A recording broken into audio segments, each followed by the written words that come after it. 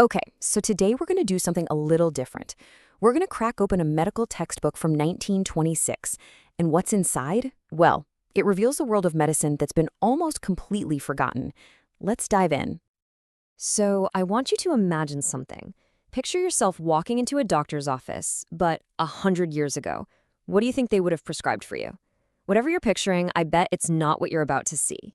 Well, the answer is hiding in plain sight. Inside this incredible book, the 1926 United States Dispensatory.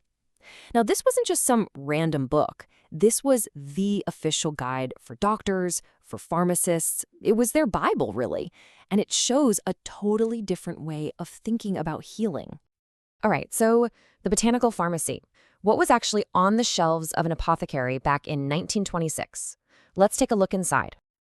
So the first thing you really need to wrap your head around is this one number, 75%. Just let that sink in for a second. But you're probably asking, 75% of what? Well, according to that very same 1926 dispensatory, a whopping 75%, 3/4 of all mainstream medical remedies came directly from natural sources. We're talking about things that grew in the ground or were literally mined from the earth. And I really want to be clear about this. This wasn't what we'd call alternative medicine today. No way. This was mainstream medicine. Think about it. The pharmacy of 1926 was basically a high-tech botanical and mineral workshop. The dispensatory is just full of these fascinating examples. I mean, get this. Doctors would actually prescribe nutmeg oil for psychosis. Or how about pine needle oil to clear mucus from your lungs? And again, these weren't old wives' tales or folk remedies. Nope. These were standard, doctor-approved, mainstream treatments. Okay, so next up, the great synthetic shift. Because as you can probably guess, that world of natural remedies, well, it didn't last. Right around the middle of the 20th century, something massive started to happen. A monumental shift was on the horizon. This timeline really lays it all out with perfect clarity, doesn't it? You see, we start in 1926, where medicine is almost entirely botanical. But then, boom, the mid-20th century hits. You've got the discovery of amazing things like antibiotics, the rise of huge pharmaceutical companies, and all of that just fueled a brand new era, the era of synthetic drugs, which, of course, leads us right to today.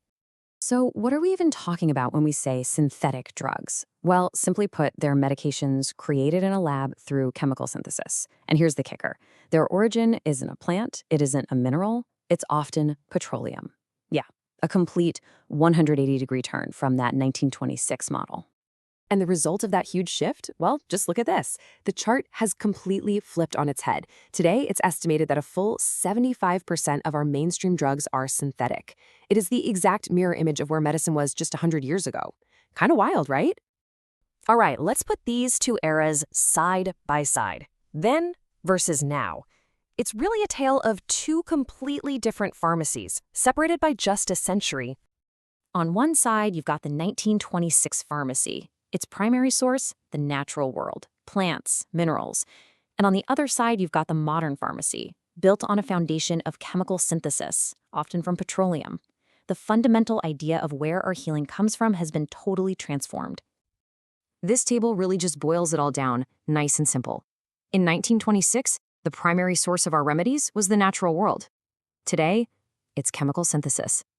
It's a journey from the forest, you could say, to the factory.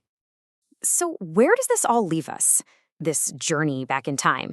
It really leads to a final, pretty important question about what this whole century of change really means. What was left behind?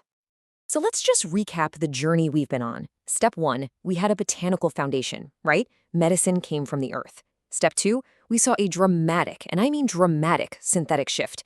And step 3, we end up with a completely new kind of pharmacy, the one we all know today. So here's the bottom line. In a span of just 100 years, the very source of our healing has done a complete flip-flop. We went from 75% natural to 75% synthetic. And that just leaves us with one final lingering thought. Look, the shift to synthetic medicine brought us incredible, life-saving advancements, things we can't imagine living without. There is absolutely no doubt about that. But it does make you wonder, right? In that incredible race for progress, what wisdom from that old 1926 medical Bible might have been left behind?